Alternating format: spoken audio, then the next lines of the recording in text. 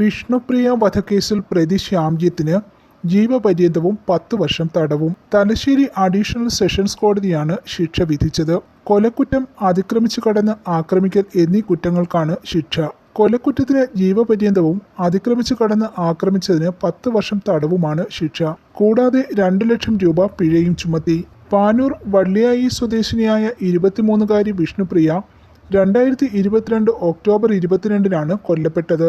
പ്രണയപ്പകയെ തുടർന്ന് വിഷ്ണുപ്രിയയുടെ വീട്ടിൽ പട്ടാപ്പകൽ അതിക്രമിച്ചു കയറിയ പ്രതി ചുറ്റിക കൊണ്ട് തലയ്ക്കടിച്ചു വീഴ്ത്തി കഴുത്തറുത്ത് കൊലപ്പെടുത്തുകയായിരുന്നു. കൊല നടത്താനായി എത്തിയ പ്രതിയെ വീഡിയോ കോളിലൂടെ കണ്ട വിഷ്ണുപ്രിയയുടെ ആൺസുഹൃത്താണ് കേസിലെ പ്രധാന സാക്ഷി. കൊല നടന്ന ദിവസം തന്നെ പ്രതി അറസ്റ്റിലാവുകയും ചെയ്തു.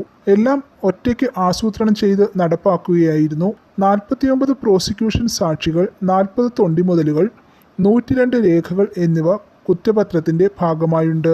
വിഷ്ണുപ്രിയയുടെ ശരീരത്തിലെ 29 മുറിവുകളിൽ 10 എണ്ണം കൊലയ്ക്ക് ശേഷം ഉള്ളതാണ്. കഴുത്ത് 75% മുറിഞ്ഞു തൂങ്ങി. കൃത്യത്തിന്റെ ക്രൂരത വെളിവാക്കുന്നതാണ് പോസ്റ്റ്മോർട്ടം റിപ്പോർട്ട്.